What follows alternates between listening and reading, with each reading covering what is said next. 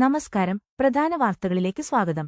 Thiruvalla കട്ടോട് ചീപ്പിന്റെ shutter തകർന്നതുമൂലമുണ്ടായ വെള്ളപ്പൊക്കത്തിൽ വലിയ പ്രതിസന്ധിയിലായി നാട്ടുകാർ. രണ്ടാഴ്ച മുൻപുണ്ടായ പ്രളയസമാനമായ കുത്തൊഴുക്കിൽ പാളികൾക്കിടയിലൂടെ വെള്ളം കുതിച്ചൊഴുകിയതാണ് പ്രദേശത്ത് വലിയ ദുരന്തം സൃഷ്ടിച്ചത്. ആറ്റിൽ നിന്നുള്ള ശക്തമായ ഒഴുക്കിനെ പ്രതിരോധിക്കാൻ കഴിയാതെ വന്നതോടെ പ്രദേശം പൂർണ്ണമായും വെള്ളത്തിനടിയിലായി. കവിയൂർ പഞ്ചായത്തിലെ 7, 9, 10, 11 വാർഡുകളിലും തിരുവല്ല നഗരസഭയിലെ ആമല്ലൂർ, കാക്കതുരുത്ത്, ചുമത്ര, കോട്ടാലി ഭാഗങ്ങളിലുമാണ് വെള്ളം കയറിയത്. ഒരു മിനി ഡാമിന്റെ പ്രവർത്തന ഫലമാണ് ഈ ചീപ്പ് നിർവഹിക്കുന്നത്. എന്നാൽ മേൽനോട്ടത്തിലെ വീഴ്ചയാണ് ഈ പ്രതിസന്ധിക്ക് കാരണമെന്ന് നാട്ടുകാർ ആരോപിക്കുന്നു.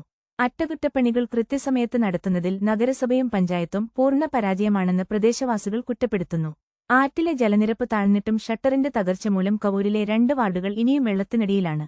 പുതിയ ചീപ്പ് നിർമ്മിക്കണമെങ്കിൽ നിലവിലുള്ളത് പൊളിച്ചു മാറ്റേണ്ടതുണ്ട്.